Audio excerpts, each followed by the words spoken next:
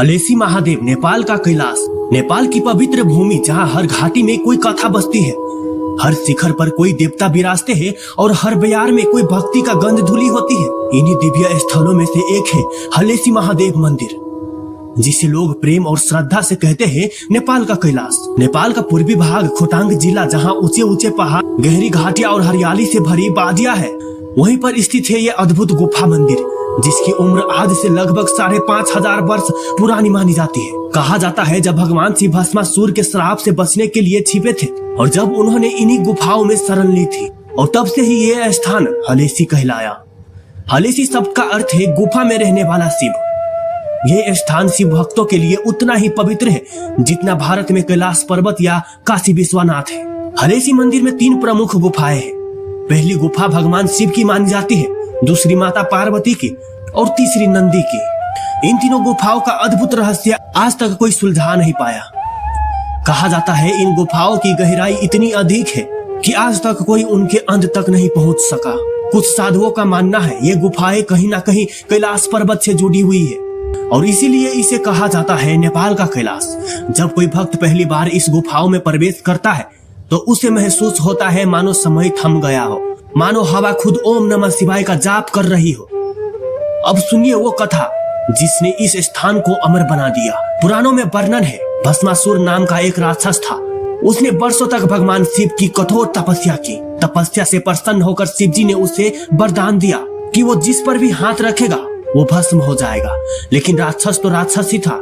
उसने सोच लिया कि अगर मैं शिव को ही भस्म कर दूं तो मैं सबसे बड़ा देवता बन जाऊंगा। और ये सब जानने के बाद भगवान शिव भयभीत हुए और भस्मासुर से बचने के लिए तेज गति से भागते हुए यहाँ हलेसी की गुफाओं में आ गए और उन्होंने माता पार्वती के साथ यहीं शरण ली और तभी से ये स्थान उसका गुप्त निवास कहलाया।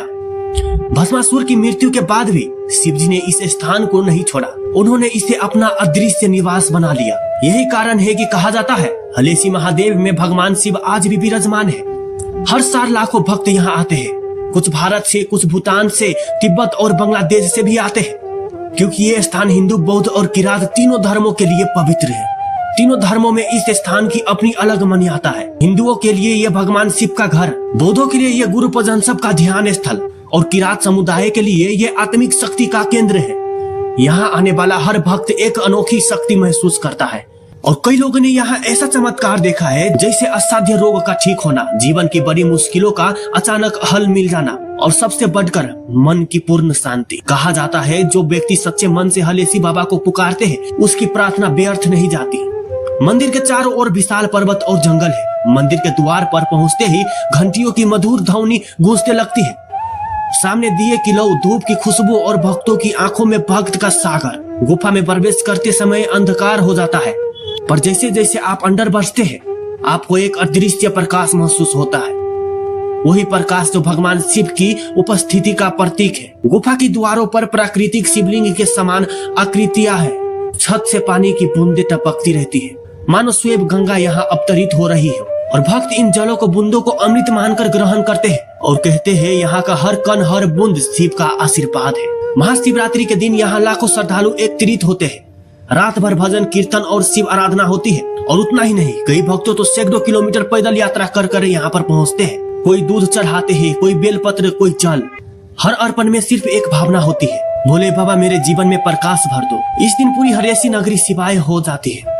घंटिया की गूंज, दीपों की रोशनी और भक्तों की आवाजें सब मिलकर एक ऐसा वातावरण बनाती है जहाँ शरीर धरती पर है पर आत्मा सीधा भगवान शिव के चरणों में चले जाते हैं। आज ये स्थान सिर्फ एक धार्मिक स्थल नहीं बल्कि नेपाल का एक प्रमुख पर्यटन केंद्र भी बन चुका है। सरकार ने यहाँ तक पहुँचने के लिए सड़कें बनाई है और अब तो विदेशी श्रद्धालु भी बड़ी संख्या में आने लगे हैं। परंतु फिर भी इस स्थान की पवित्रता, इसकी शांति और इसकी रहस्यमयी शक्ति आज भी वैसा की वैसा ही है जैसे सदियों पहले थी। कहा जाता है अगर कोई व्यक्ति एक बार हलेसी आ गए तो उसका मन दोबारा लौटने की इच्छा नहीं करता, क्योंकि यहाँ सिर्फ भगवान नहीं बल्कि स्वयं शिव की उपस्थिति महसूस होती है। जब जीवन की राहें कठिन लगे, जब मन भटक जाए और जब सब कुछ खोया खोया लगे, तब याद रखना नेपाल के पहाड़ों में कहीं न कहीं एक गुफा में बैठकर हलेसी महादेव जो सब सुनते हैं, सब जानते हैं और सब माफ करते हैं। बस एक बार दिल से पुकारो जय हलेसी महादेव और देखना जीवन की हर अंधेरी गुफा में भी प्रकाश उतर आएगा।